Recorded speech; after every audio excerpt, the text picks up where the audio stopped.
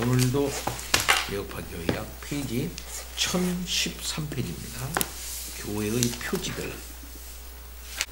교회의 참된 회원이 누구인지는 오직 하나님만 아실지라도 우리에게 참된 교회를 분별하는 길잡이가 전혀 없는 것은 아니다.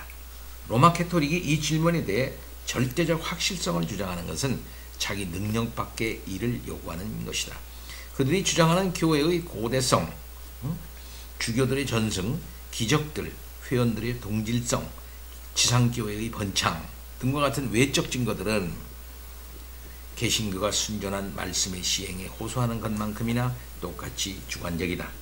로마 캐토릭은 심지어 신빙성 있는 증거들에 대한 미묘한 이해와 함께 여전히 위로부터 오는 유효한 능력에 도움이 있어야 한다고 주장한다. 또한 로마 캐토릭의 경우 믿음을 위한 가장 높은 토대는 성경이나 교회가 아니라 내면의 빛이다.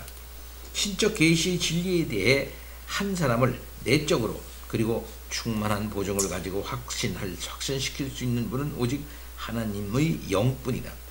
무한 교회와 교황을 가진 로마 캐토릭은 근본적으로 종교개혁 전통의 교회들보다 전혀 유리하지 않다.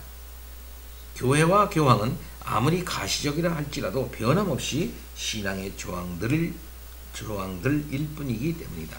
교회를 판단할 수 있는 유일한 기준은 성경 자체다. 참된 교회는 진실로 오직 한 가지 표지만을 가지고 있다. 즉 설교와 가르침과 신앙 고백과 성례와 삶 속에서 다양하게 시행되고 고백되는 하나님의 말씀이다. 오직 말씀만이 진실로 교회의 영혼이다. 로마 캐토릭은 자신의 통일성과 보편성을 자축하고 개신교 내부에 현존하는 분열에 대해 약간의 자기만족을 표하지만 이 때문에 큰 대가를 치른다. 로마 캐토릭이 교회의 본질을 위계질서와 교황제, 교황이 있는 곳에 교회가 있다의 관점에서 정의하기 때문에 정작 로마 캐토릭 안에 개신교만큼이나 많은 분열이 있다는 사실을 간과하기 쉽다. 이거 굉장히 중요해요. 로마 캐토릭은 늘 하나라고 생각하지만 실제로 그 안에는 엄청난 분열이 있어요. 로마 캐토릭의 신학을 보면은 이쪽에서 이쪽까지 한 180도 정도의 스펙트럼이 있습니다. 아시다시피 도미니칸, 그 다음에는 또 어거스틴파, 그 다음에 프란시스코파, 그 다음에 수도원들마다 제수인 달라요. 이게 저희가 쭉 이게 그냥 머리에 그냥 교황만 있을 뿐이에요.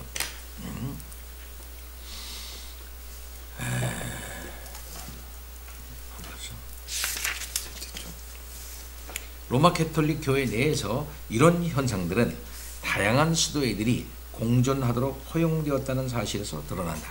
게다가 로마 캐톨릭은 교회 바깥에는 전혀 구원이 없다라고 주장함으로써, 왜 그러냐면 이 가시적 조직교회를 주장하는 거니까요. 그 가시적 조직교회인 로마 캐토릭, 주교가 있고 로마 교황이 있는 그가 다스리는 그 가시적 교회가 보편주교회다 이렇게 보는 거니까 그 교회 밖에는 구원이 없다. 그러니까 영세를 받아가지고 그 교회로 조직적으로 들어와야 된다 이렇게 생각을 하는 거예요. 그래서 교회 바깥에는 전혀 구원이 없다라고 주장함으로써 큰 대가를 치른다.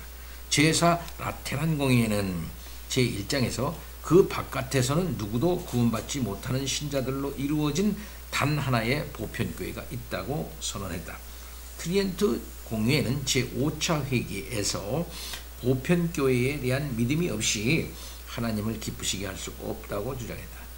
피우스 9세는 1854년 12월 9일에 자신의 훈시에서 우리는 믿음에 기초하여 사도적인 로마 캐토릭 교회 바깥에는 어느 누구도 구원받을 수 없다고 주장한다 라고 선언했다. 따라서 바로 그런 성격으로 인해 로마 캐토릭 교회는 비관용적이어야 한다. 그러나 로마 캐토릭 교회 바깥에는 수백만의 그리스도인이 존재한다는 사실은 그냥 무시해버리기에는 너무나 명백하다. 심지어 로마 캐토릭 교회 내에도 이러한 교리를 고수하는 것이 어렵다는 것을 인지하고 타협점을 찾는 자들이 존재한다. 로마 캐토릭 교회는 그리스도를 들어보지 못한 사람에게서 발견되는 순전히 부정적인 불신앙은 죄다라고 한 미카엘 바이우스의 주장을 거부했다. 피우스 9세는 즉각적으로 자신의 훈시에서 로마 가톨릭 교회 바깥에는 구원이 없다는 주장에 다음을 덧붙였다. 참된 종교를 모른 채 수고하는 사람들은 이 무지를 극복하기 어려울지라도 이 때문에 비난받을 수 없음이 확실하다고 간주되어야 한다. 이게 뭔 소리예요? 그거를 갖다가 그렇게 말해놓고도 어떤 여지를 남겨두고 있는 거죠. 자, 494번 이양민 집사님 읽어주세요. 개신교에서 참된 교회 표지들에 관한 교리는 다른 방향으로 작용했다. 종교개혁 운동을 정당화하기 위해 종교개혁자들은 로마 가톨릭 교회는 참된 교회가 아니며 종교개혁에 동조하는 교회들만이 성경의 가르침에 충실하다고 주장해야만 했다. 그들이 로마 가톨릭과 결별할 수 있었던 이유는 교회가 그 자체로는 신뢰할 수 없고 진리로부터 떠날 수 있으며 오직 성경만이 교회보다 더 큰 권위를 갖는다는 전제 때문이었다. 교회는 성경 자체의 기준들을 따라가면서 그리고 그것들 가운데 아주 다양한 표현들을 허용하면서 결국 교회의 핵심 표지인 하나님의 말씀으로 귀착된다. 그리스도는 그의 교회를 불러 모으시는데 이 교회는 사도와 예언자들의 가르침 위에 말씀과 성례에 의해 세워진다. 말씀은 진실로 교회의 영혼이다. 그래서 교회의 모든 사역은 곧 말씀의 사역이다. 교회 표지들에 대한 개신교의 이해에 맞서 제기된 수많은 반론들은 그 목적을 이루지 못했다. 그 까닭은 그들이 용인되는 것보다 더 많은 권한을 표지들에 부여했기 때문이다. 예를 들어 그 기준들은 절대적이거나 모호하지 않다. 그것은 완벽하게 참된 교회와 전적으로 거짓된 교회를 구별하는 절대적인 기준이라기보다는 우리가 건전한 판단을 내리기 위해 사용할 수 있는 근거들이라 할 수 있다. 비록 신자들의 몸 안에 비신자들이 있고 교리와 예전 안에 불순한 요소들이 남아있을지라도 이것은 한 교회 단체의 자격을 전적으로 빼앗지 못한다. 말씀의 순전한 집행은 개별 지체들의 진실한 믿음을 결정짓는 표지가 아니라 신자들의 모임으로서의 교회가 갖는 표지다.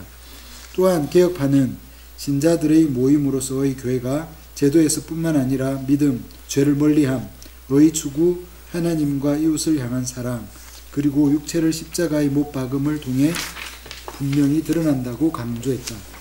또한 말씀의 순전한 집행은 교리적 치리의 적용을 포함한다. 절대적인 의미에서 참된 교회를 세우는 것이 이 땅에서는 불가능하다. 같은 맥락에서 전적으로 거짓된 교회도 존재하지 않는다. 엄밀히 말해 그런 조건에 부합하는 교회는 실제로 존재할 수 없을 것이다. 개신교는 로마 가톨릭 교회의 위계 체계를 확고하게 거부하면서도 로마 가톨릭 교회 안에 기독교적 요소가 존재한다는 점을 명백히 인정한다. 아무리 로마 가톨릭 교회가 부패했다고 해도 여전히 그 안에 교회의 흔적들과 병든 교회의 잔재들이 남아있었다. 교황주의 안에도 여전히 반쯤 회파되기는 했지만 일종의 교회가 남아있었다. 그와 같은 이유로 종교개혁자들은 절대주의와 인위적 분리에 대해 경고하였다.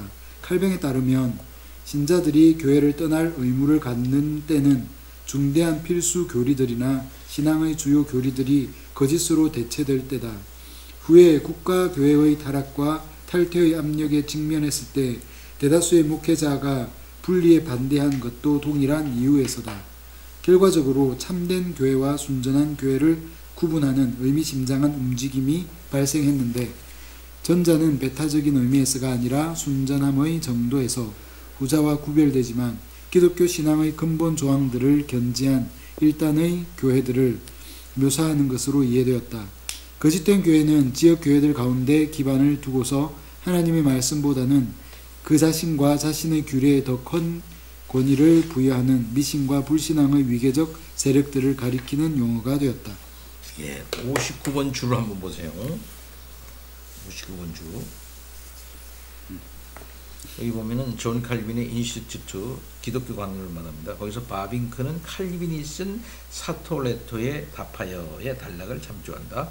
자신이 있는 교회만을 참교회라고 하고 그 외에 세상의 다른 교회들을 부정하는 것은 얼마나 오만한가라고 할지도 모르겠지만 사톨레토여 진실로 우리는 당신이 치리하는 교회들도 그리스도의 교회라는 사실을 부정하지 않는다. 이만큼 하면서 캐톨릭 교회 안에도 교회의 흔적과 병든 교회의 잔재로서의 그 잔재가 남아있다 이 말이죠. 그러나 이제 문제는 그 안에 중대한 필수 교리들, 중대한 거, 신앙의 주요 교리들 이런 것이 대체될 때 신자들은 그 교회를 이건 안 되겠구나, 이건 거짓 교회로 해서 떠날 수 있다라고 칼빈이 얘기한 것이다 이 말씀입니다. 그러니까는 그 캐톨릭 교회를 떠나서 개혁 교회를 세워서 독자적인 그 어떤 정치 체계를 이루는 데 대한 필연적인 이유가 있어야 될 거 아니에요, 그죠? 필연적인 이유. 좀 교회가 부패했다고 그래가지고 말이야 그 교회를 전면 부정하고 말이지 다르게 세울 수 있느냐? 2000년 거의 2000년에 가까운 그런 어떤 그 교회를 버리고 그렇게 할 수 있냐 할 때 칼빈은 여기에 따랐다 이 말이에요. 중대한 필수 교리들이 잘못됐다. 신앙의 주요 교리들이 잘못됐다.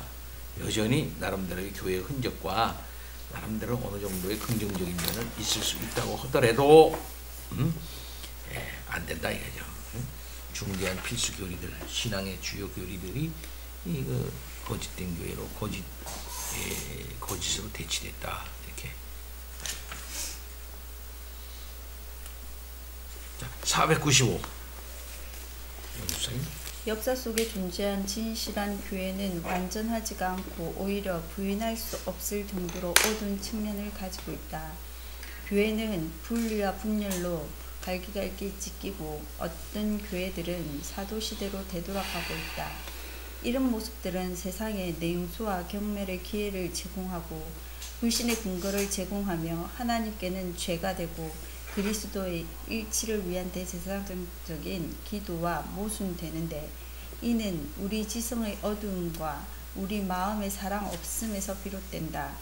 우리는 그리스도인으로서 그리스도의 교회 안에 수세기에 걸쳐 존재해온 분파와 불화에 대해 아무리 깊이 겸비한 태도를 취한다 해도 지나치지 않다.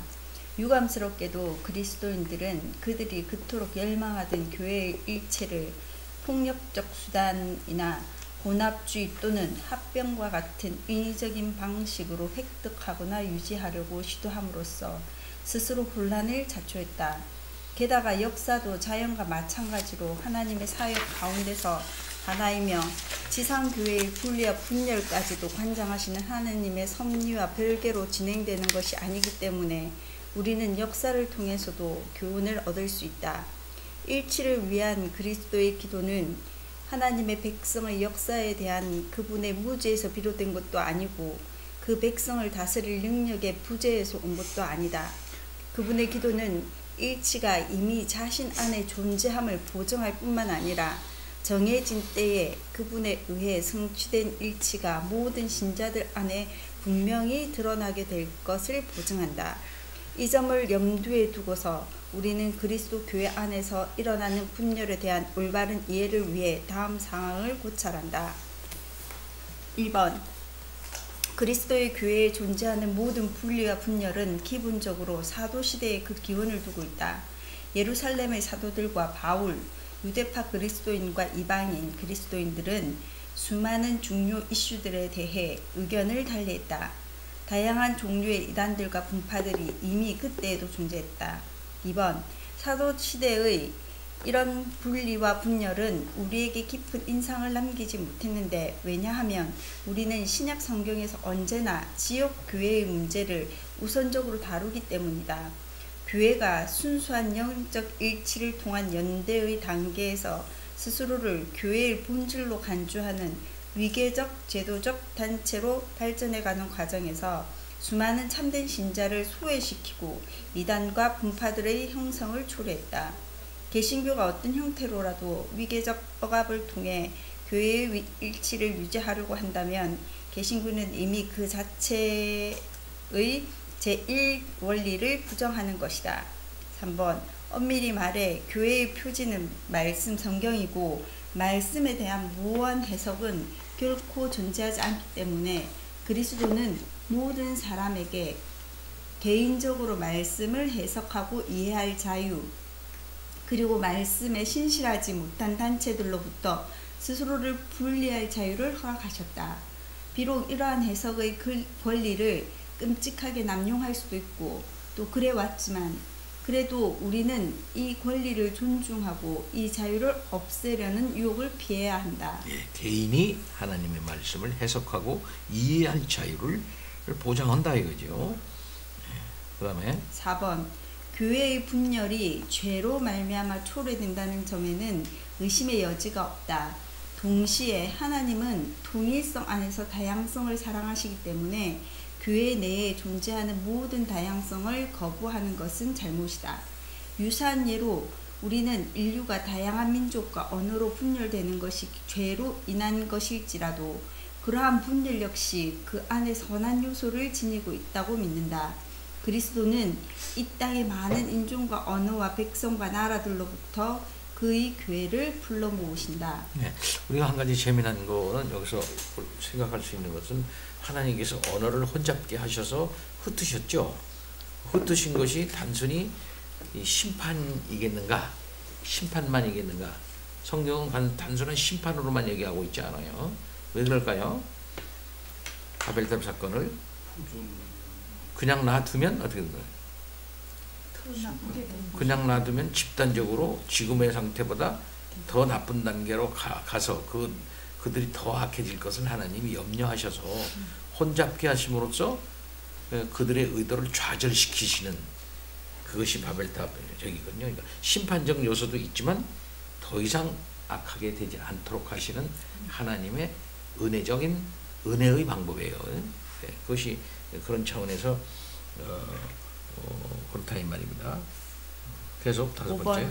그러므로 만일 우리가 기독교가 전파된 곳마다 흩어져 발생한 지역교회를 교회로 받아들인다면 지역교회들 가운데서 절대적 의미의 참된 교회나 거짓된 교회는 있을 수 없다.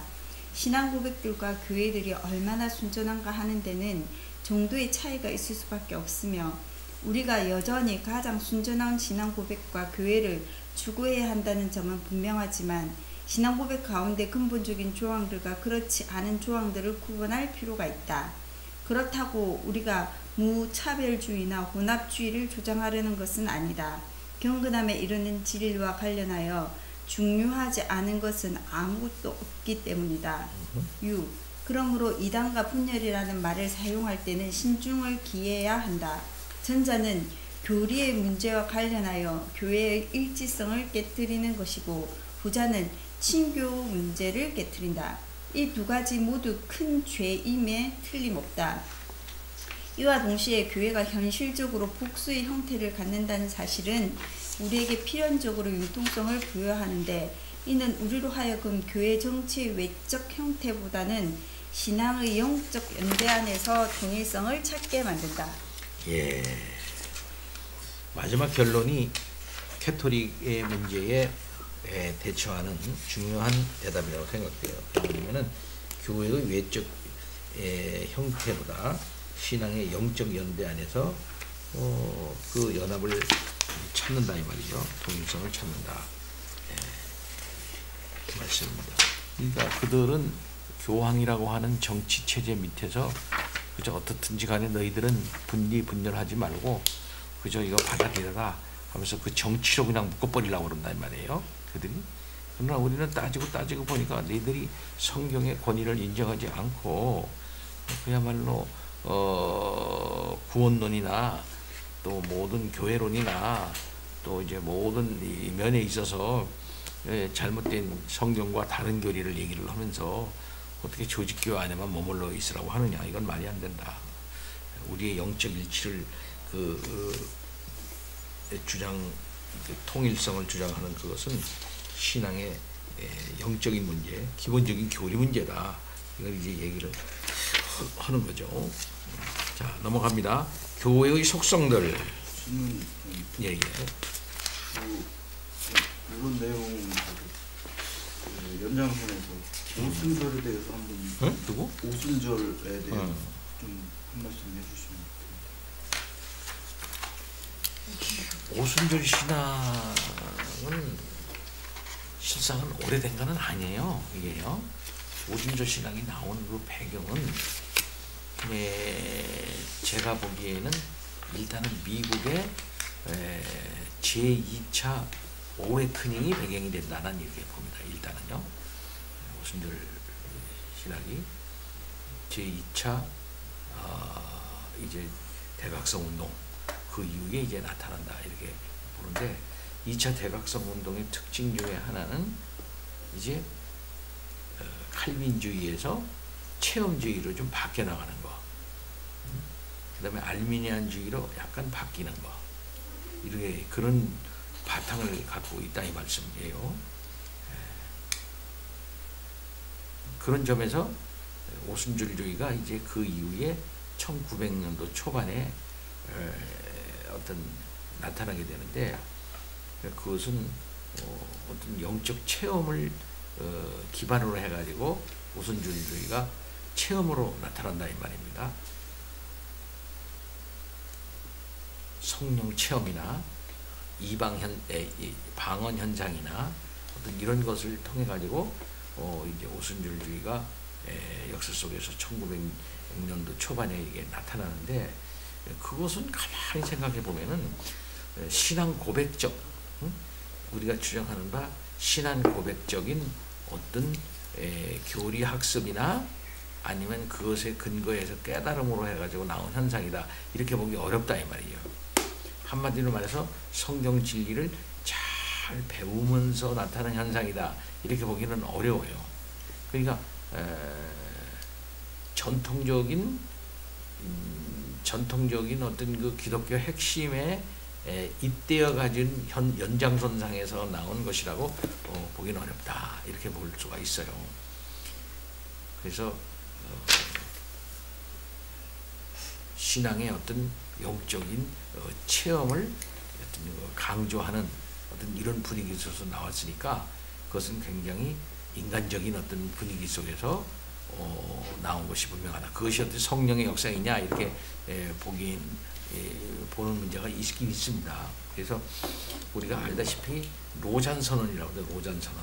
로잔 선언은 존 스타트와 그 다음에는 제임스 패커 이런 사람들이 이제 그 주도해가지고 한 운동이에요. WCC에 대항해가지고 보수적 복음주의자들이 이제 그 모여가지고 로잔 선언이라는 걸 하게 되는데 그 로잔 선언은 복음주의, 예수 그리스도를 믿는 사람들끼리 연대하자 이런 어떤 그런 거라고 볼 수가 있겠어요.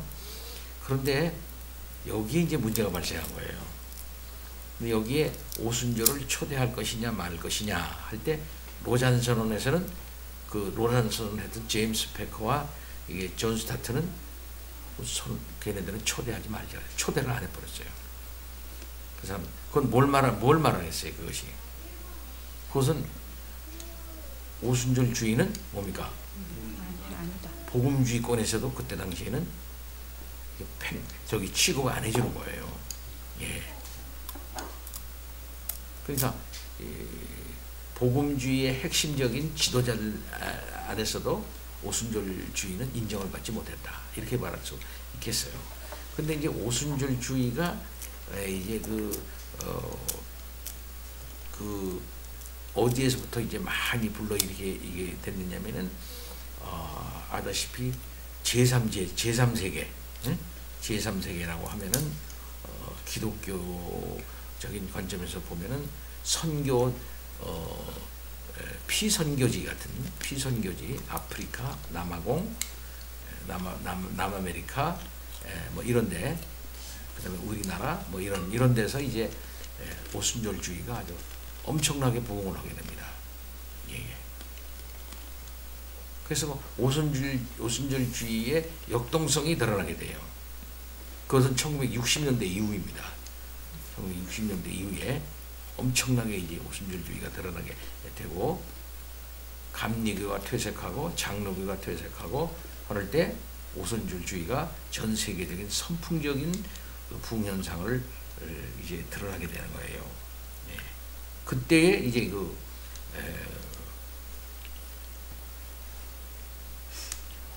오순절주의는 일종의 빌리그레함이나 빌리그레함 같은 사람은 이 교단의식이 없는 사람이에요. 신학적인 의식이 없는 사람입니다. 빌리그레함 같은 이런 사람들은요. 예. 너도 좋고 나도 좋고 다 좋아하는 그런 스타일이에요. 빌리그레함은 전혀 신학적 분별력이 없다는 거의 그렇게 보아지는 그런 사람들에게 있어서 다 받아들여지게 되는 거죠. 근데 이제 지금까지도 엄밀한 의미에서 오순절주의를 우리 기독교의 하나의 분파로 인정할 것이냐 말 것이냐 하는 문제는 조심스럽게 말해서 그렇게 안 하려고 하는 사람들이 꽤 있다. 꽤 있다. 이렇게 말할 수가 있고, 저는 개인적으로 오순절주의 안에서 굉장한 많은 이단이 발생하고 삼위일체의 혼란이 왔어요. 전통적 삼위일체의 혼란이 오순절주의로 인해서 더 극대화됐다. 이렇게 이제 볼 수 있고, 신앙 무시, 신학을 무시하고 성경 권위가 땅에 떨어지고 하는 이런 현상들이 오순절주의로 말미암아 가속화되었다. 이렇게 볼 수 있어요. 특별히 서구 기독교의 퇴조와 맞물리고 또 이제 뉴에이지 운동이 일어나고 그렇게 해가지고 에이지 시대가, 에이지라는 기독교 시대 아니에요? 에이지. 그러면 뉴에이지는 비기독교 시대거든요. 그러니까 기독교 시대, 그 다음에 기독교 후기 시대가 뉴에이지라고 한다고 같으면은 뉴에이지 시대의 현상의 특징이 하나가 포스트 모던이란 말입니다. 이 커다란 세계사 정신사의 흐름, 종교적 정신사의 흐름이 뉴에이지로 가고 있는데, 이 뉴에이지 현상 중에 기독교 안에서의 현상 중에 하나가 그 하나가 오순절주의로 이제 이해할 수 있다. 이렇게 본다면은 오순절주의는 전통적 기독교의 일종의 해체 현상 또는 부패 현상 또는 몰락 현상 중에 하나다. 이렇게 말할 수가 있다. 이렇게 볼 수 있겠어요. 그러니까 저는 개인적으로는 그렇게 봅니다. 그건 뭐냐면 오순절주의라고 하는 것은 일종의 성령의 감각적 체험 중심의 신앙 형태란 말이죠. 그것도 그 체험이라는 것도 자기 중심적이고 이기적이고 이런 어떤 체험인데, 그런 걸 중심으로 해 나가는 그런 주의는 성경의 절대 권위를 이제 약간 뒤로 미루고 인간적 감각적 주의로 기독교를 갖다가 떨어뜨리는 하나의 현상이다. 이렇게 볼 수가 있겠어요. 그래서 심각한 기독교의 타락 현상 중에 하나다. 그래서 오순절주의로 인한 기독교 부흥이 아니라 오순절주의는 일종의 기독교의 몰락 현상이다. 20세기에 들어와서 20세기의 기독교 몰락 현상이다. 이렇게 볼 수 있어요. 왜 그러냐면은 8세기에 이스라엘의 여호와 종교가 이제 타락하면서 나타나는 현상이 거의 비슷했단 말이에요. 거의 비슷한 현상으로 나타나는 겁니다. 거의. 그래서 바른 하나님의 말씀을 뒤로 미루고 거짓 선지자들의 말을 줬는데, 거짓 선지자들의 말은 무슨 말이냐면은 핵심은 뭐냐면은 뭡니까? 현세 복지적 체험주의예요. 그 다음에 평화주의예요. 현세 복지적 평화 체험주의. 아무 일 없다, 평온하다, 별 볼 일 없다, 이런 거군요. 하나님의 심판과 자기를 이제 근데 그때 그 현상이 오순절 오늘날의 오순절주의가 하는 메시지하고 거의 비슷하다라고는 저는 파악해요. 사람의 소원은 현실 문제를 종교적인 저기로 해결해 가지고 나가려고 하는 거거든요. 그러니까 일종의 뭐냐 같으면은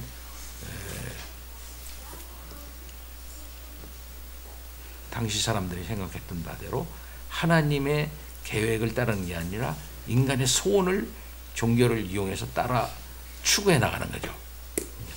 그러니까 믿는 대로 된다, 생각하는 대로 된다, 이렇게 하면 된다, 비전을 가져라, 마음에 품어라, 뭐 이런 식으로 나간다 이 말이었습니다. 오순절주의가 뭐하고 이제 결합이 되느냐 하면 확신주의, 포지티브 띵킹 이거하고 딱 결합이 된다고요. 그거는 뭐 이방주의가 다 그런 거였단 말이에요. 믿는 대로 된다, 이렇게 되는 주의로 빠져. 그러니까 그건 성경에서 말하는 진정한 선지자들의 말하는 말씀 중심적 신앙에서 완전히 반대되는 신앙으로 나타난다 이 말이에요. 오늘날 오순절주의가 하나님의 말씀과 하나님 주권주의, 우리가 믿어 나가는 주권주의, 그것과 전혀 어울리지는 않는다. 그래서 현대 기독교는 옛날에는 성경이 하나님의 말씀이냐 아니냐 이걸로 구분이 됐어요. 세계 기독교가 자유주의냐 보수주의냐 이러고 됐단 말이에요. 보수주의는 하나님의 말씀이라고 믿는데 자유주의는 성경은 하나님의 말씀이라고 하는데 이 두 구분대로 쫙 갈라졌다 이 말이죠. 근데 요즘은 뭘로 쫙 갈라졌어요? 교파고 뭐고 다 초월해. 저 사람이 오순절적이냐 그렇지 않냐 이 두 가지로 딱 구분이 됩니다. 요즘에는요. 저 장로교 목사라도 저 사람이 오순절적인가 그렇지 않는가에 따라서 말씀 중심이냐 체험 중심이냐 이걸로 딱 갈려요. 모든 세계 모든 신학이 거의 신학자도 갈려 이걸로. 지금 현재 목사들도 갈려, 교인들도 갈려, 교회도 갈려요. 이걸로 갈려. 그러니까 이게 굉장히 심각한 현상이다 이게. 두 사이에는 거의 대화가 안 돼. 지금 현장이 거의 대화가 되지를 않고 있어요.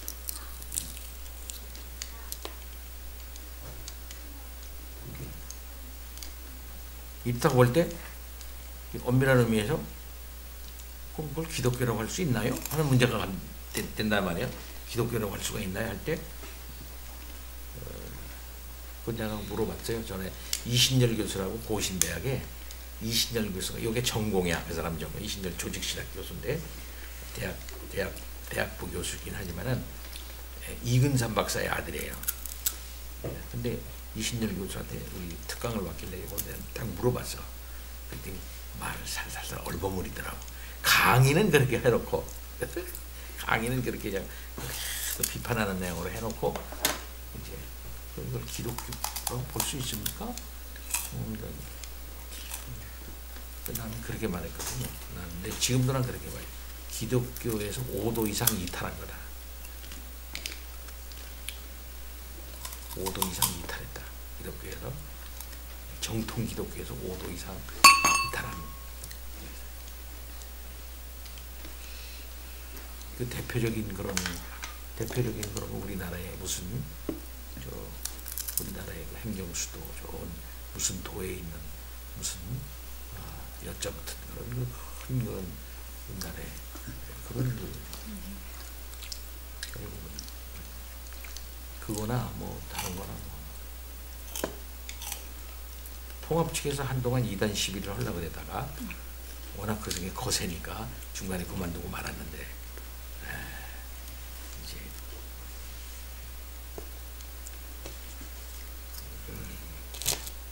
옛날 만일 이런 상황이 17세기적 상황에서 발생했다면 17세기 정도의 상황에서 발생했다면 여지없었을 거예요. 여지없었을 겁니다.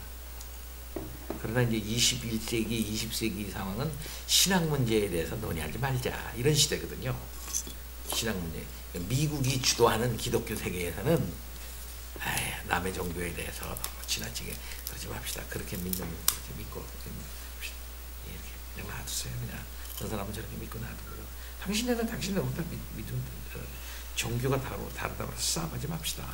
이게 자유령이라는 거야. 스코틀랜드에서 말하는 자유령. 이게 자유령이야. 그러니까 그냥 뭐 캐톨릭 믿는 사람 놔두고요. 그 다음에는 장로교 믿는 사람 놔둡시다. 그거 가지고서 죽이고 그러지 맙시다. 이게 이건 결국 뭘 말하는 거야? 포기하는 거야. 포기하는 거야. 결국은 하나의 국가로서 하나님께 영광 돌립시다 하는 걸 같이 포기하는 거예요. 종교는 뭡니까? 그 다음에 거기서 뭐가 나? 종교는 자유 아닙니까? 개인이 선택하는 거죠. 그런 말이 거기서부터 나오는 거예요.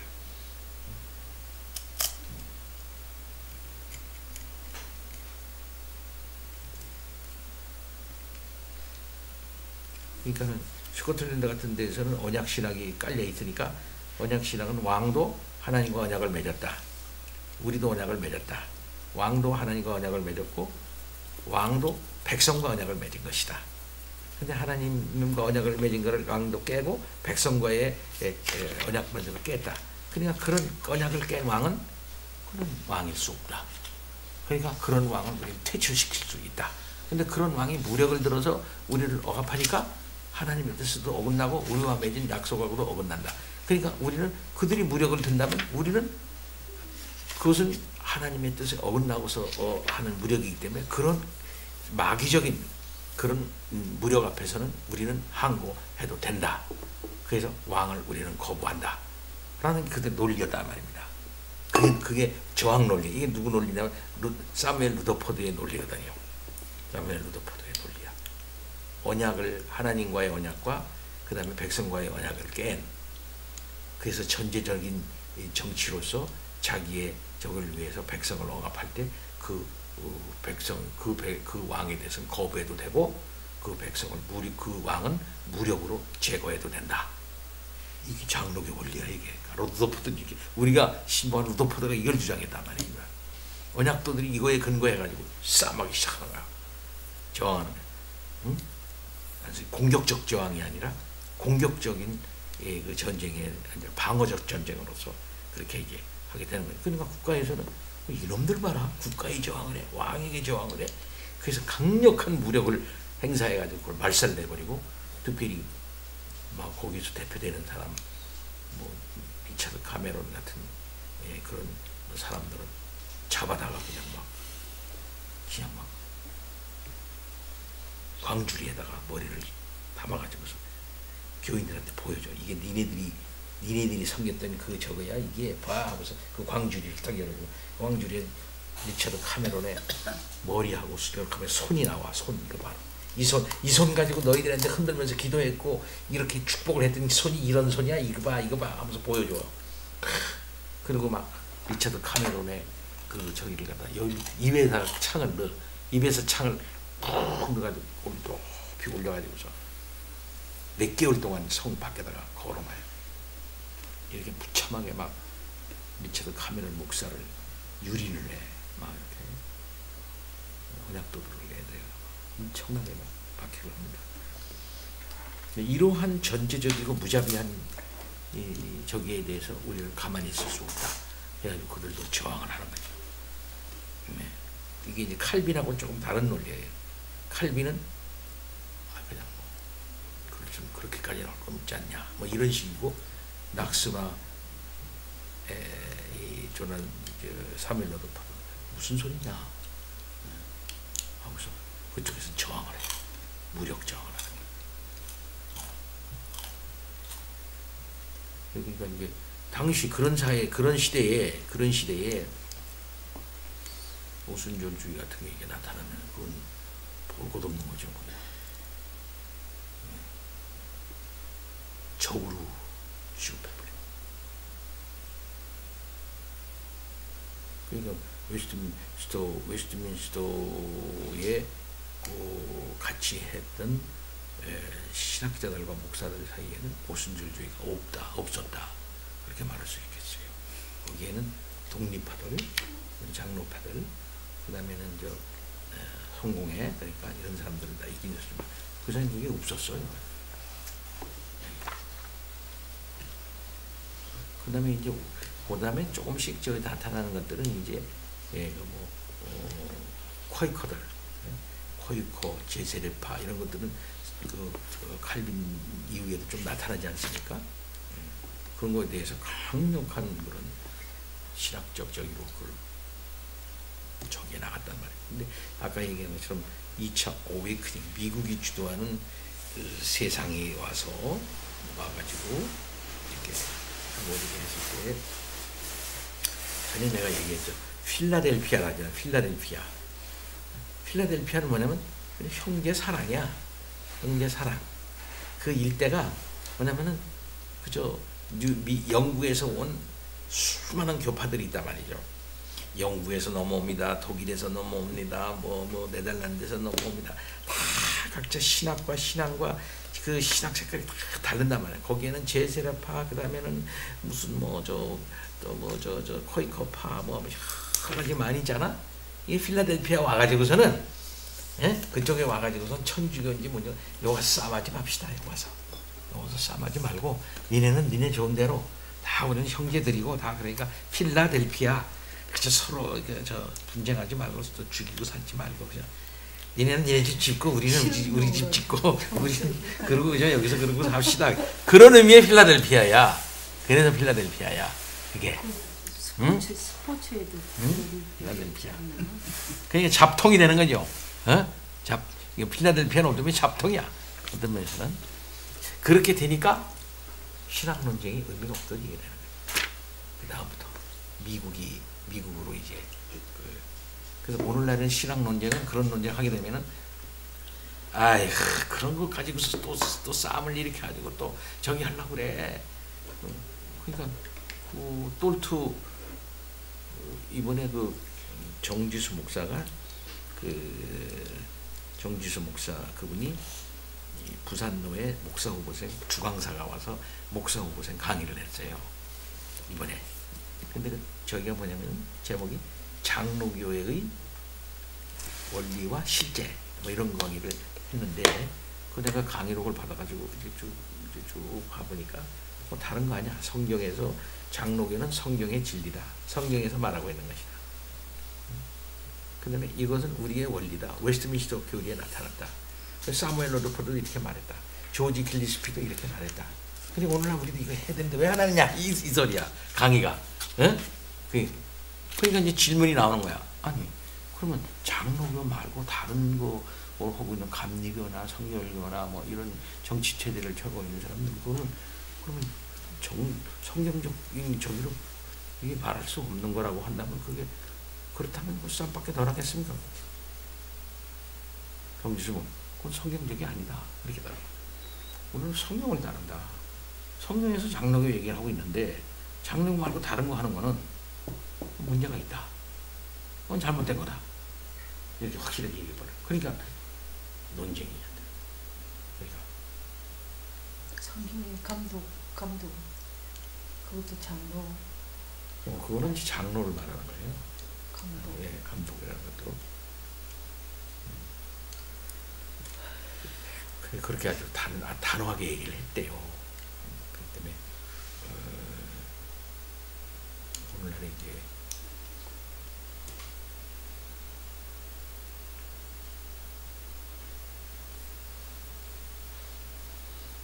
단호하게 말하는. 저는 좀 아까 얘기한 그런 입장을 난 전부터 고수하고 있어요. 복음 정통 바른 복음이라고 보면 오도의 복음에서 오도 이탈리가 있다. 이렇게 볼 수가 있다. 뭐 아까 읽은 그 교회 표지 거기에서는 교회 표지 중에서 가장 강조하는 건 말씀이란 말이에요. 말씀인데 그래도 근데 그 우리가 말씀인데 여기서의 시원하고 우리 개혁교회에서의 말씀이라고 하는 것은 결국 뭐냐면은 명확하다고 보는 거죠. 하나님의 말씀 명확하잖아요. 그 말씀이 교회 안에서 실현되어지는 걸 말하는 거거든요. 그러니까 전해지는 말씀, 보이지 않는 말씀이 있고 그것을 유형적으로 나타내는 유형적 말씀이 있고 또 그 질서를 잡는 권징으로서의 이게 있고 말씀 하나 가지고는 말씀 하나에 결국 다 이게 말씀입니다. 다. 말씀이 교회의 아주 절대적 표징이다 이렇게 보는 것이고 그 말씀이 그럼 뭐냐? 그럼 뭐냐? 할 때 우리들은 그것이 역사적으로 본다 같으면 신앙 고백으로 웨스트민스터 신앙 고백으로 가장 기본적인 형태로서 딱 드러났다 이렇게 이제 보는 것이고 그 토 위에서 해나가야 한다 이렇게 보는 거죠.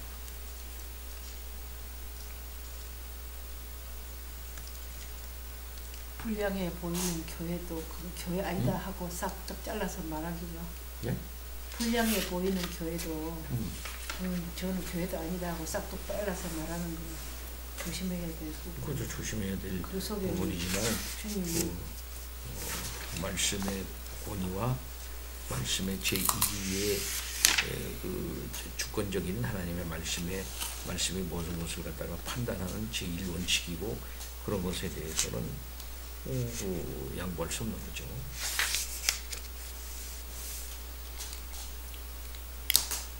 그렇기 때문에 가톨릭에서 나온 거고요. 자, 봅니다. 교회의 속성들 496 거기입니다. 엄집사님. 우리는 무엇보다 외형적이고 제도적인 연대가 가져다주는 통일성보다는 영적 연대로 말미암은 통일성을 추구할 필요가 있다.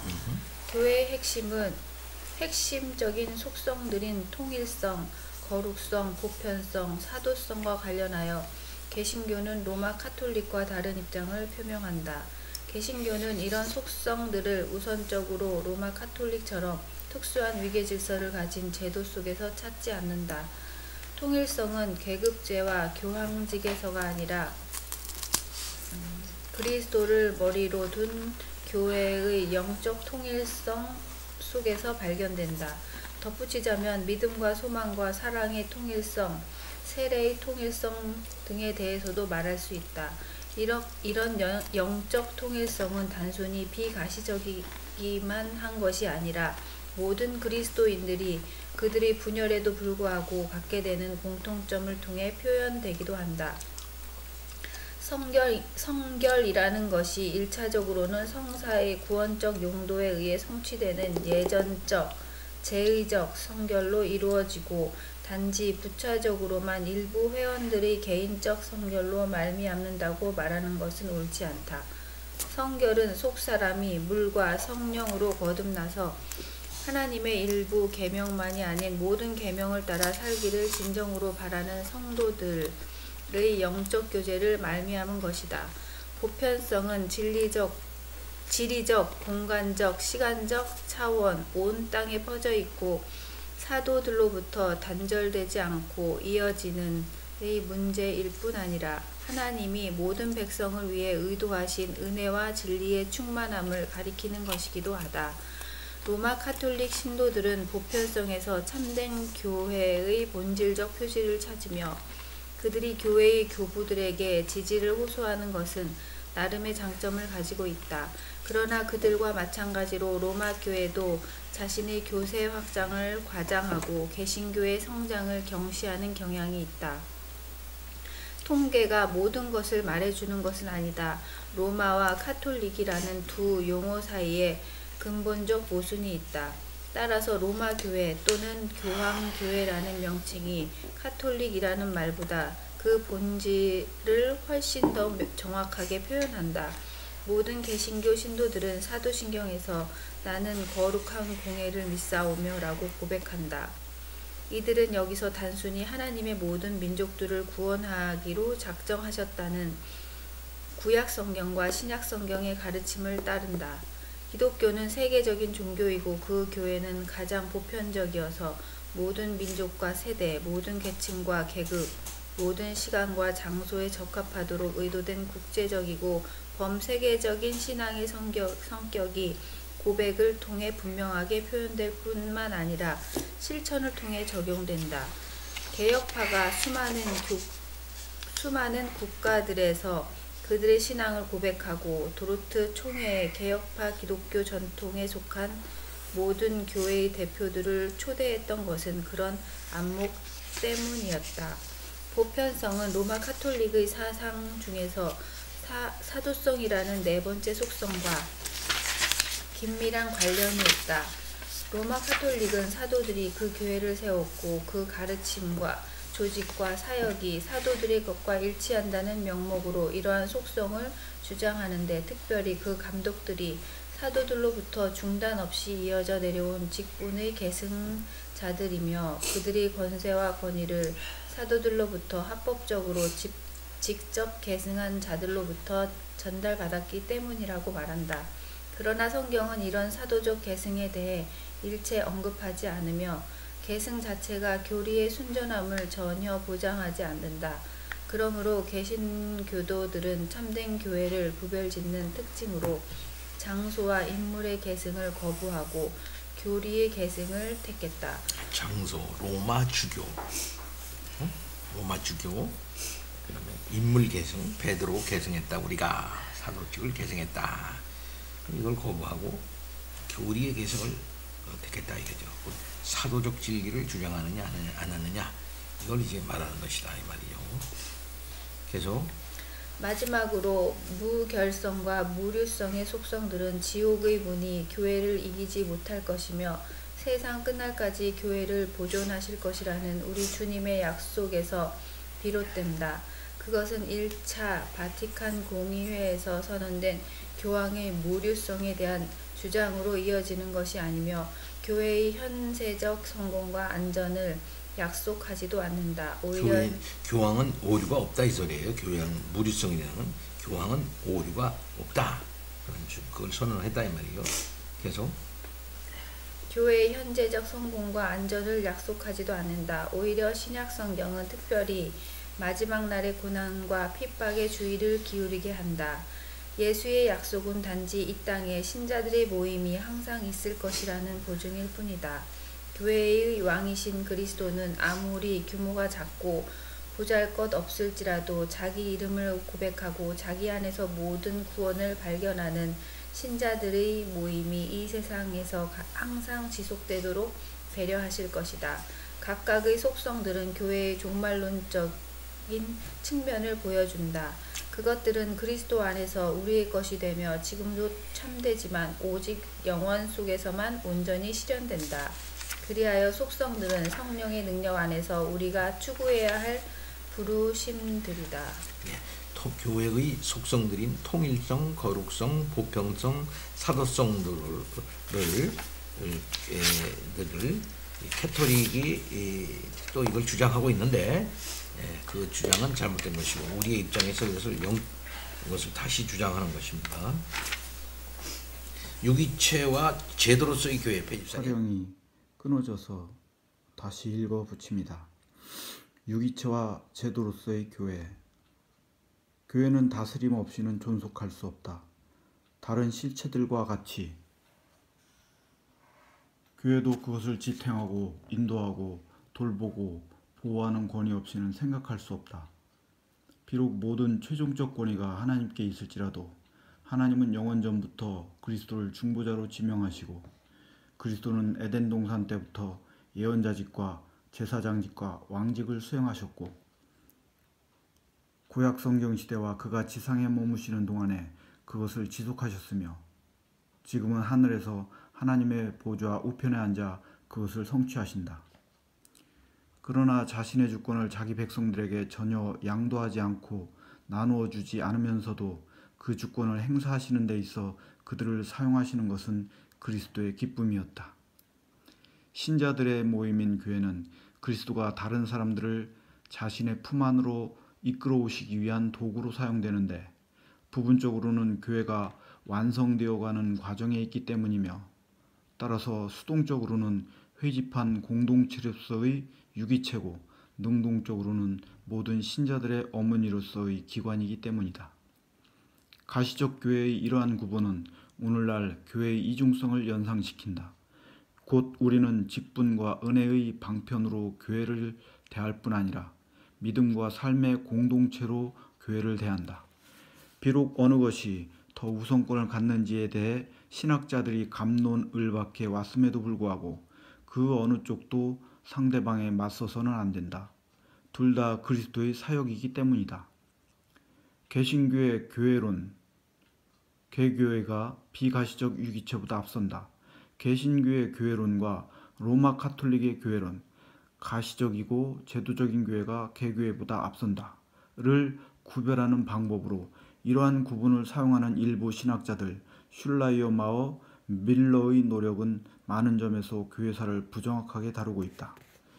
종교개혁이 로마 가톨릭에 대항한 것은 제도적 교회의 중요성에 대해서가 아니라 로마 교회가 사제와 성사를 은혜의 방편으로 구원과 결합시킨 방식에 대한 것이었다.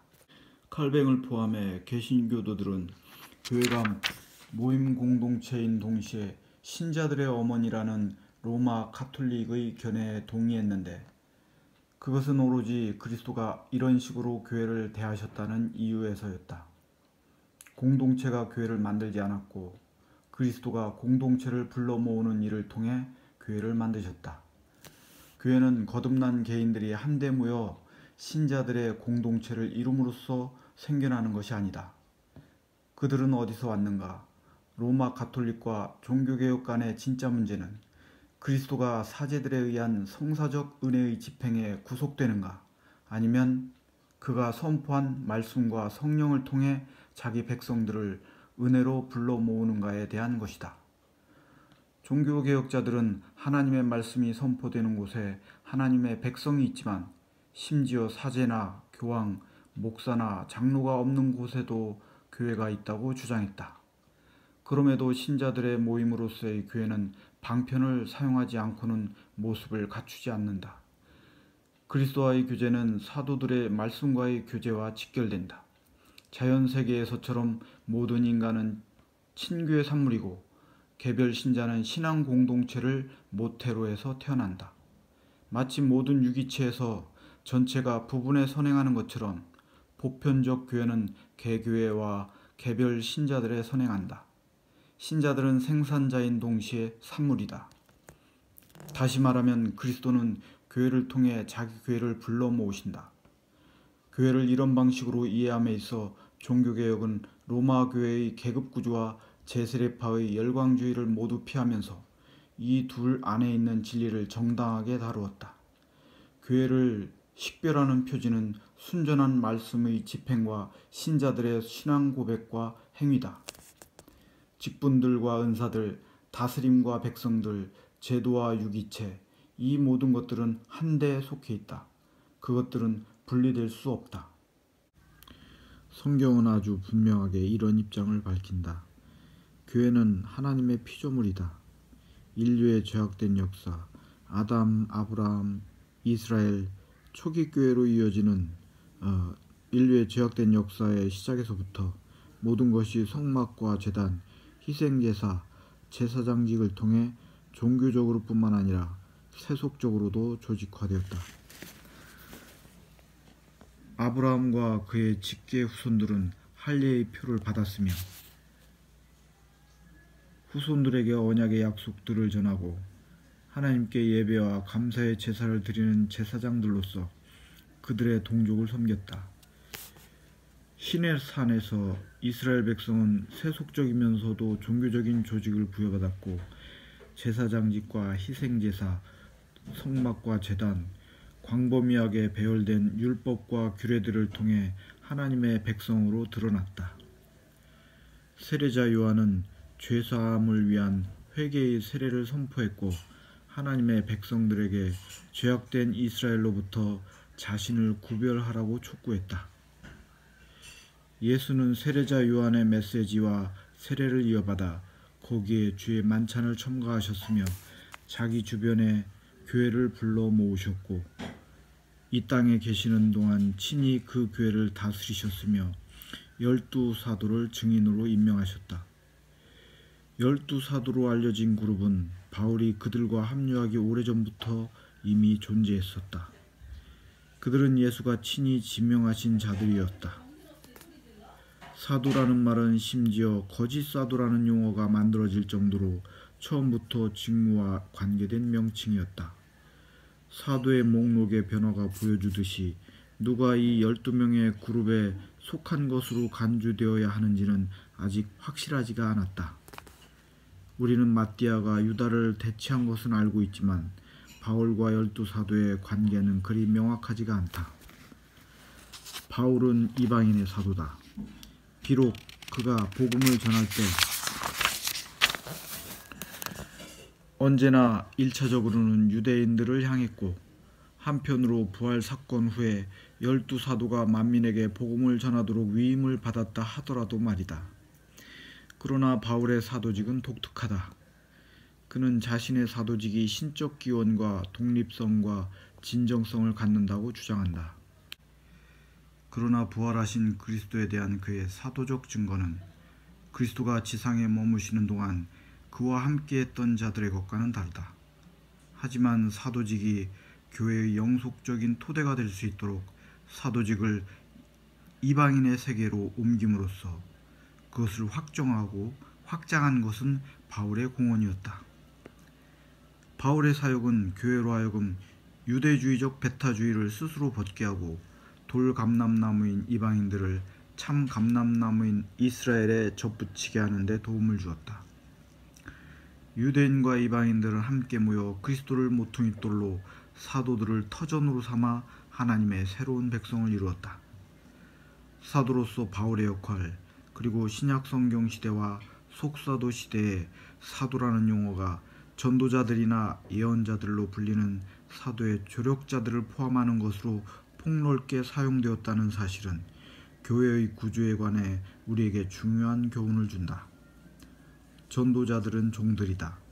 그들은 은사와 더불어 자신의 이름과 자체적인 서열과 특별한 임무를 가진 직분으로 부름받고 임명되었다. 그들의 직분은 지역교회에 한정된 것이 아니라 보편교회로 확장되어 모든 교회를 향해 권세와 권위를 행사한다. 그들은 사도들의 동역자, 함께 다니는 자들, 함께 군사된 자들, 함께 종된 자들로서 사도들에게 순복한다. 속사도 시대에 이 직분은 사라지고 복음 전도자라는 명칭이 사복음서의 저자들에게 주어지는데, 말하자면 복음 전도자들의 개인적인 정보는 불필요해졌다는 것이다. 우리는 전도자들과 함께 예언자들을 만난다. 예수가 약속하셨고 성령이 세우신 예언자들은 거의 모든 교회들에서 대거 등장한다. 그들 가운데 마지막이 사도 요한이고 이후로 하나의 계층으로서의 예언자는 교회에서 사라진다. 비록 몬타누스 주의와 초기 또는 후대의 다른 열광적 운동들이 예언을 되살리려고 노력했고, 심지어 츠빙글리와 그 뒤를 잇는 많은 사람들이 성경을 설명하기 위한 도구로서 소위 예언들을 도입했지만 말이다. 후자는 신약 성경이 예언이라고 부르는 것과 일치하지 않는다. 예언자들이 직분을 맡은 자들로 간주될 수는 있지만 그들은 그리스도나 그의 교회에 의해 직접 부름을 받거나 임명을 받지 않는다. 대신 그들은 성령으로부터 특별한 은사를 받고 그들의 임무는 임시적인 성격을 갖는다. 선교사역에서 사도들을 도왔던 전도자들과는 달리 예언자들은 교화와 가르침을 통해 그들을 지원한다. 예언이 방언보다 더 높은 위치에 있기는 하지만 그럼에도 그것은 보편적이지 않고 일시적인 계시의 열매다. 신약 성경의 사도들과 이후의 직분들 간에 어떤 유사성이 있을지라도 원래의 사도들에게는 독특하고 차별적인 그 무언가가 있다. 모든 세대의 보편교회는 그들의 증거에 매여 있다. 그들은 성령을 한량없이 공유했다. 성령 하나님이 표적과 기사와 풍성한 영적인 복들로 그들의 증거에 인치셨다. 사도성은 틀림없이 그리스도의 교회가 갖는 한 속성이고 특징적인 표지다.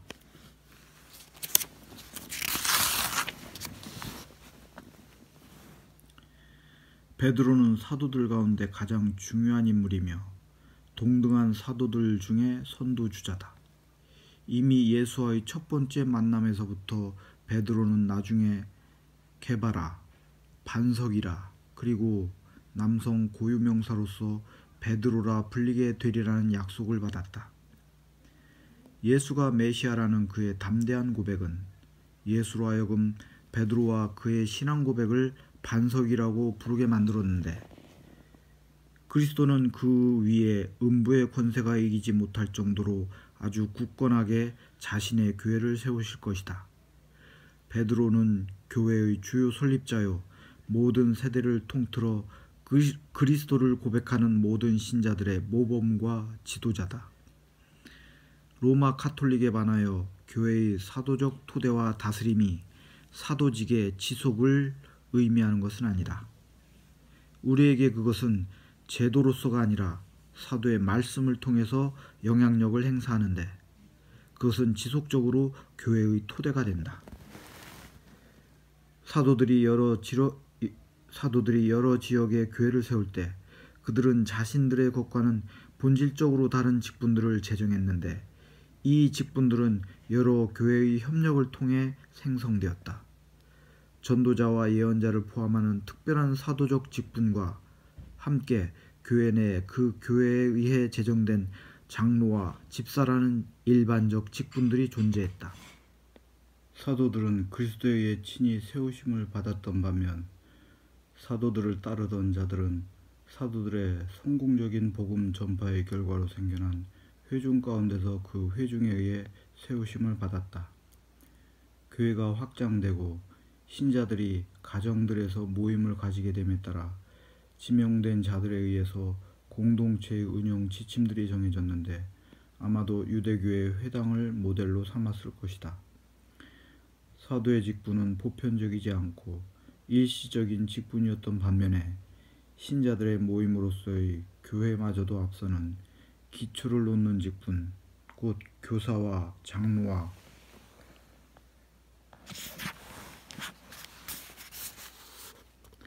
감독 및 집사의 직분은 하나의 지역단체로서 이런 직분을 맡을 자들을 지명하고 선출할 권리를 갖는 교회를 전제한다.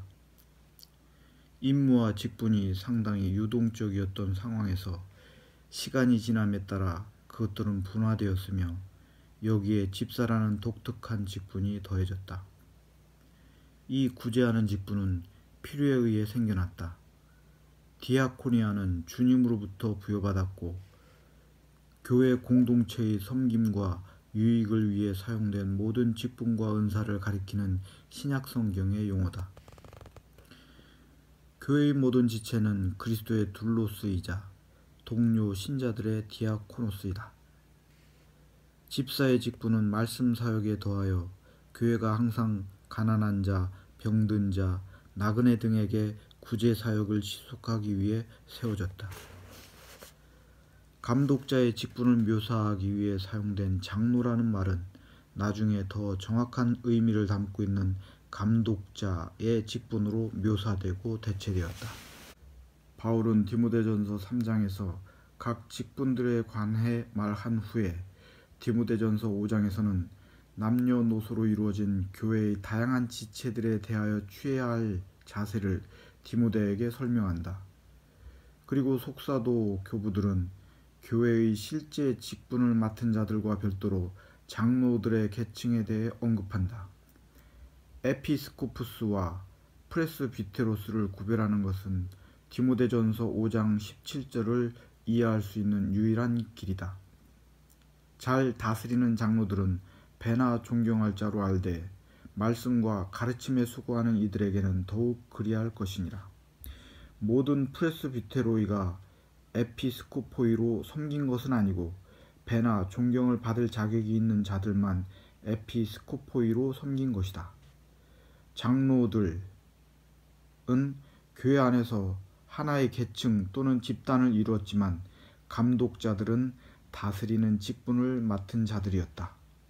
본문에 따르면 다스리는 직분을 맡은 감독자들과 가르치고 설교하는 직분을 맡아서 성례의 집행을 맡은 다른 사람들 간에는 분명한 구분이 있다. 물론 종종 그렇듯이 장로들과 감독자들은 동일한 사람으로서 동일한 직분을 맡은 자들일 수 있다.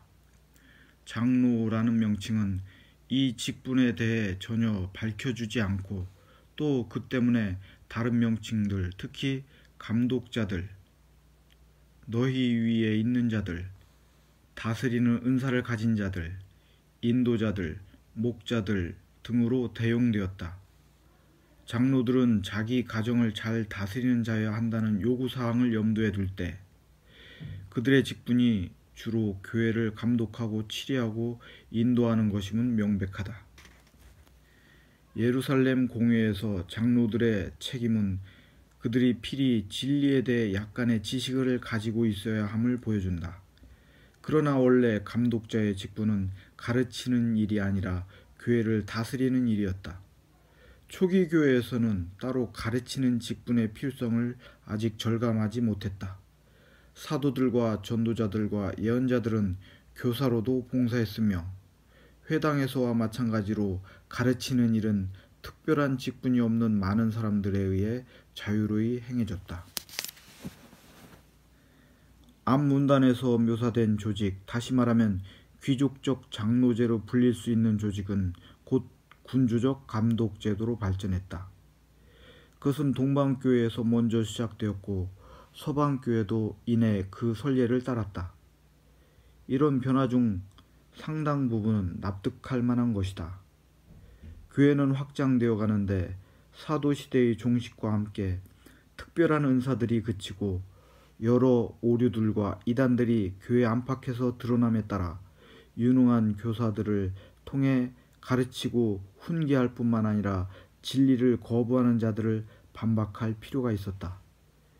교육과 더불어 보다 항구적인 교회 조직이 필요해졌다.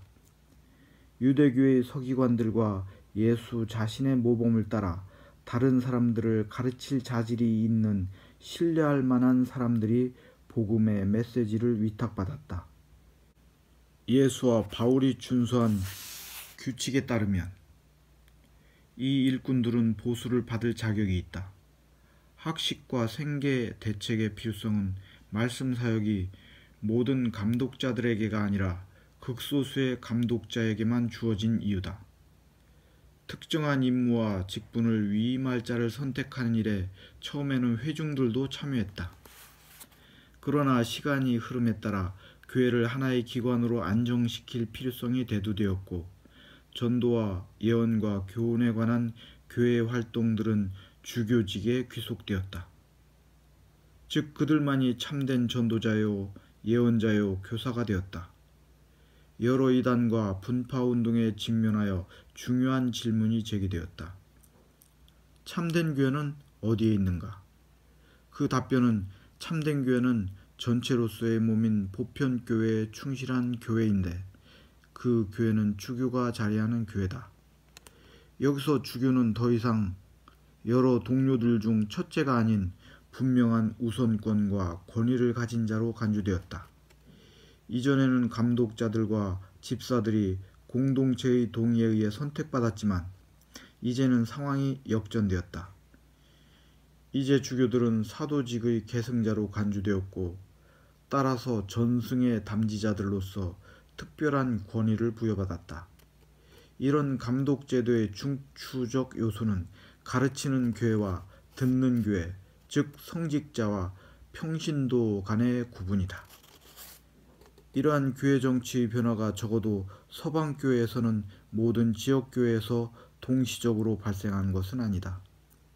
그것은 디다케나 헤르마스의 목자나 클레멘스 일서에서는 발견되지 않는다. 군주적 감독제가 아주 일찍부터 발전했던 곳은 동방교회인데 이그나티우스가 이에 대해 논란의 여지가 없는 증거를 제공한다. 그는 반복해서 13번씩이나 감독들과 장로들과 집사들을 세 가지 고유한 직분자들로 언급한다. 그럼에도 이그나티우스의 글에서 감독제도의 개념은 여전히 이제 막 시작되는 단계였다. 에피스코푸스는 그리스도가 보낸 사람으로서 하나님의 선물이요 그리스도 또는 하나님의 형상이다. 모든 이단과 분리를 피하기 위해서는 바로 이 사람과 통일성을 유지하는 것이 중요하다. 하지만 그는 전통의 계승자는 아니다. 신약 성경의 제사장도 아니고 사도직을 계승하는 자도 아니다. 그리스도와 더불어 사도들이 존재했던 것처럼 장로들과 집사들의 회의가 언제나 그를 에워싸고 있다. 그는 지역교회 안에서 직분을 맡은 자로 자신이 속한 지역교회 밖에서는 권위가 없다. 이그나티우스는 계속해서 일관되게 이 에피스코푸스를 장로들 및 집사들과 연관시키면서도 그에게는 다른 직분자들보다 훨씬 높은 지위를 부여한다. 이그나티우스는 자주 이 인물을 하나님이나 그리스도와 비교하면서 교회의 모든 회원들이 그에게 거의 무제한적인 순종을 보일 것을 요구한다. 여기서 요한계시록 1장 20절부터 3장 22절이 중요하다. 이 본문에 따라 이그나티우스는 감독을 온 교회를 대표하는 앙겔로스로 묘사하고 있기 때문이다. 군주적 감독 제도가 여기서 기원한 것일 수도 있다. 결과적으로 여러 교회의 회중들로 이루어진 집단 내에서 이 감독과 관련이 있는 교회에 특별한 우선권이 돌아갔다. 이러한 사실은 어째서 감독에게만 성찬, 임직, 사죄 등의 특정한 교회 예식들을 집행할 권위가 주어졌는지를 이해하는 데 도움을 준다. 이런 발전 과정에서 우리는 초기 교회의 전체 관계가 완전히 역전된 것을 볼 수 있다.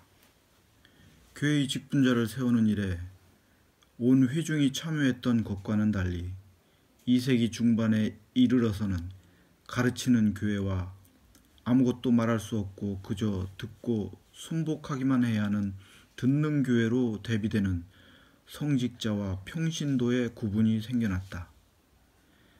감독을 사도들의 합법적 계승자요 신자들의 영적 치리자로 여겼던 교회 정치로서의 감독 체제가 교회 통치의 방식과 방편으로 기능하기 시작했다.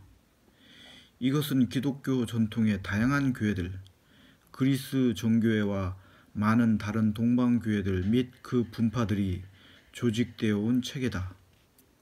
로마 카톨릭에서는 감독 제도가 로마 교회의 감독에게 최상의 권위를 부여하는 주교 제도로 발전했다. 2세기 중반 로마 교회에서 처음으로 주교들의 목록이 작성되었다.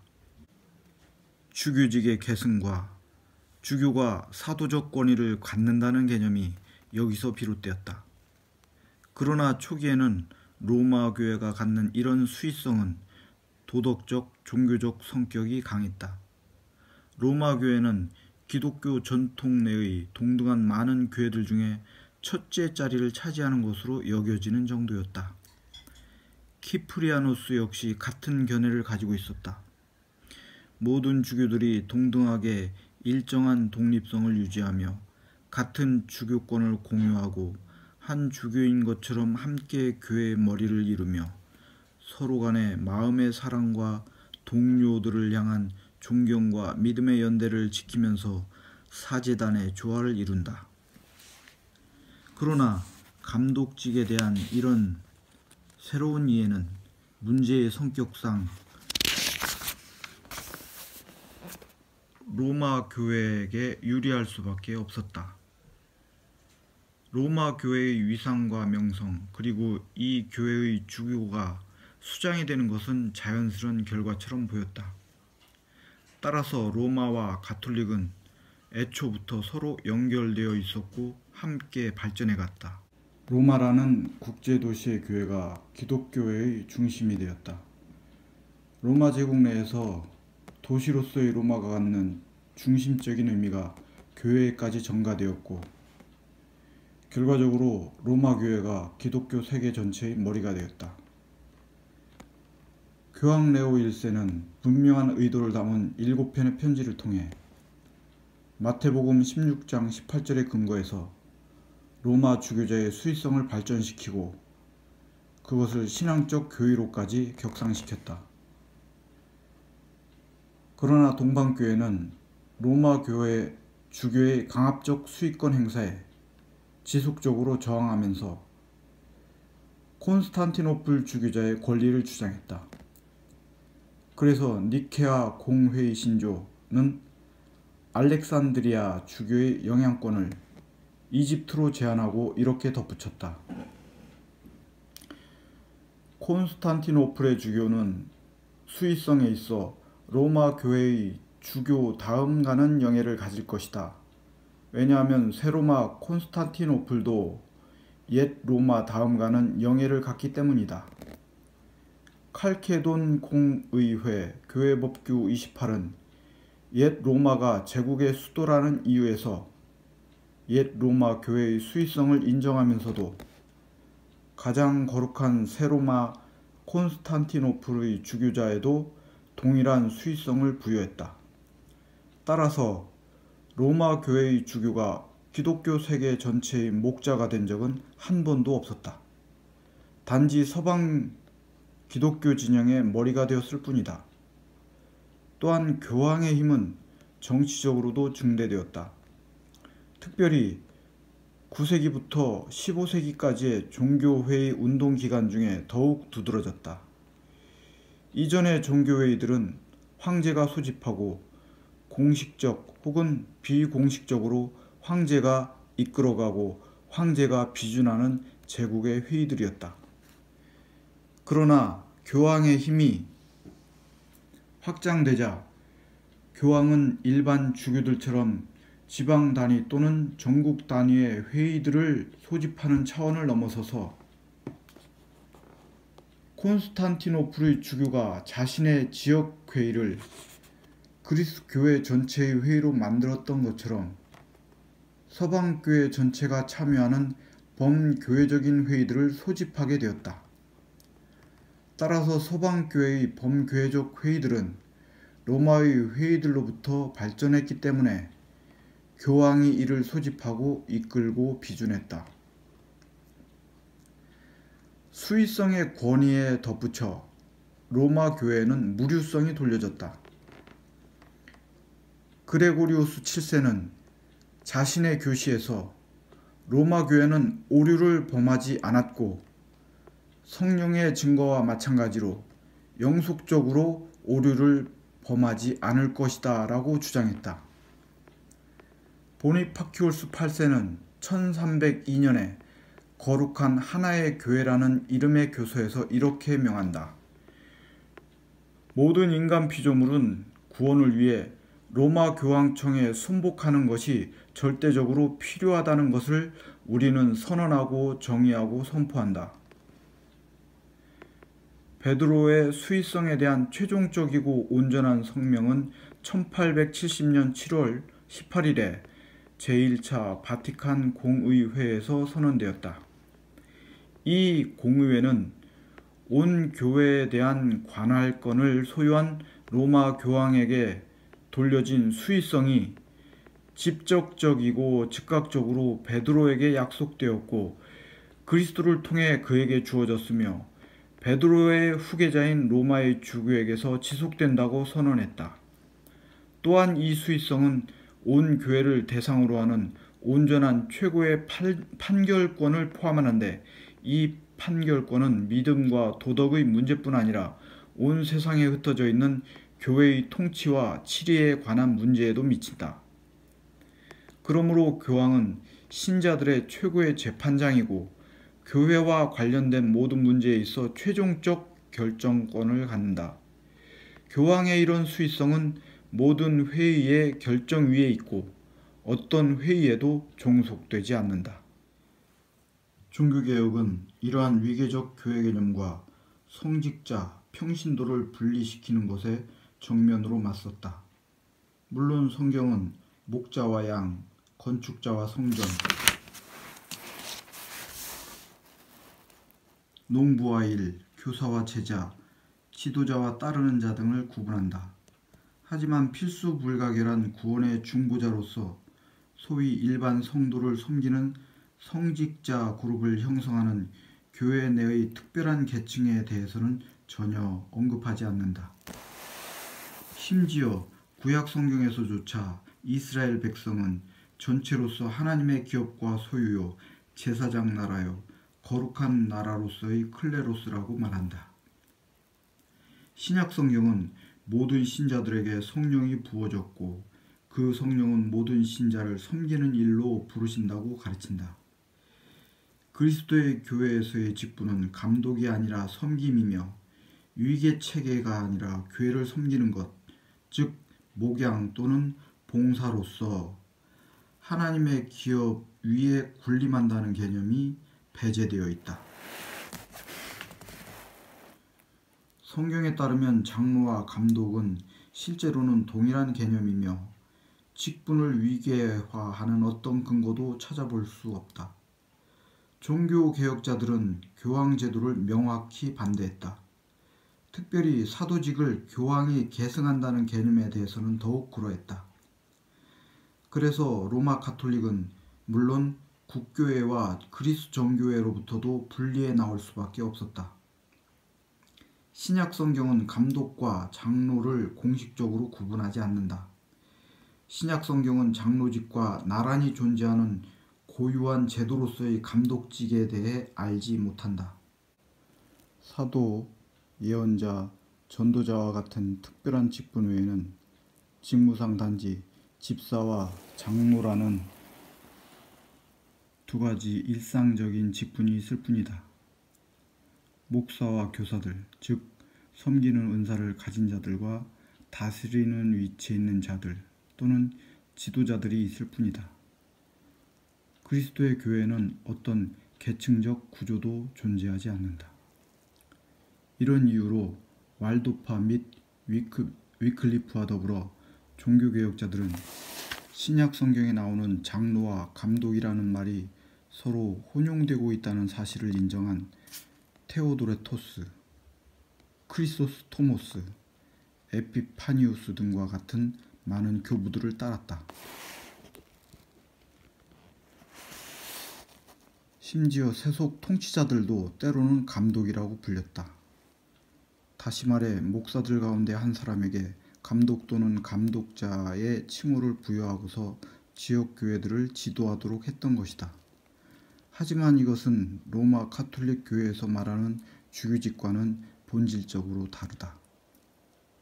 성경에 따르면 사도직은 예외적이고 한시적이고 신약의 교회 안에서 되풀이될 수 없는 직분이다.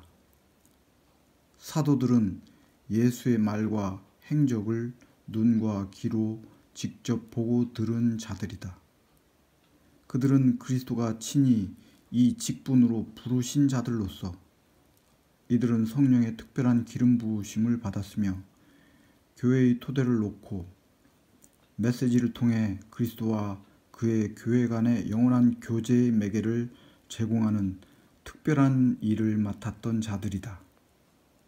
이들의 직분은 전 세계에 산지하는 온 교회까지 미쳤다. 심지어 로마 가톨릭 신학자들도 성경에 다른 사도들과 차별되고 그들 위에 군림하는 베드로의 수위성 같은 것이 전혀 언급되지 않는다는 점을 인정한다. 베드로의 고백은 그리스도가 교회를 세우시는 반석이다. 더 정확히 말하면 그리스도 자신이야말로 사도들이 그들의 설교를 통해 교회의 기초로서 놓은 반석이시다. 베드로에게 주어진 교회의 열쇠라고 하는 권세는 베드로에게 뿐만 아니라 모든 사도들에게까지 확장된다. 성령의 특별한 인도와 능력은 모든 사도들에게 동일하게 주어진 특권이었다. 마지막으로 설령 로마 교회가 말하는 그런 수위성이 베드로에게 주어졌다고 해도 그것이 어떻게 로마 교회의 주교에게 전수되는지 알 길이 없다.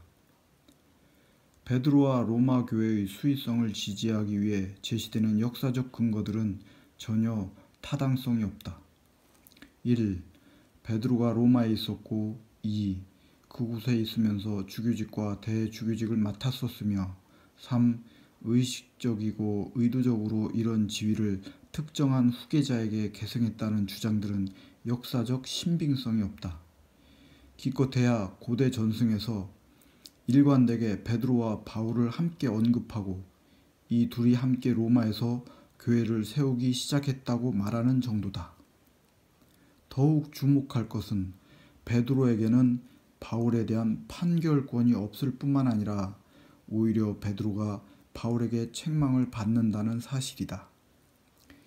2세기 말에서 심지어 3세기 초반에 속하는 헤게시푸스, 이레나이오스, 무라토리 정경 목록, 히폴리투스, 테르툴리아누스, 에피파니우스 등의 글에 나타나는 감독들의 명단을 보면 이때까지도 베드로는 로마 교회의 주교로 여겨지지 않았다.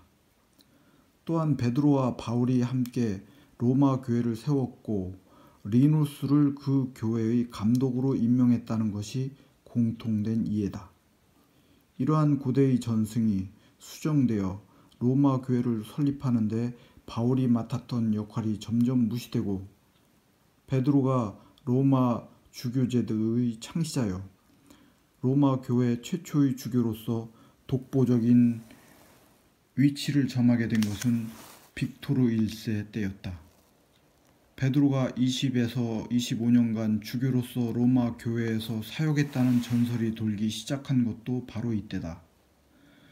로마 교회의 수위성, 교황의 권위, 로마 카톨릭 교회의 진정성과 이 교회에 속한 교인들의 구원과 같은 교리들은 새로운 역사적 증거에 의해 언제라도 무효화될 수 있는 역사적 개연성에 기초한다. 말하자면 영원성이 거미줄에 매달려 있는 격이다. 소위 가톨릭 교회라는 것이 실상은 로마 교회를 뜻한다. 이것이 로마 교회의 명칭이고 실체다.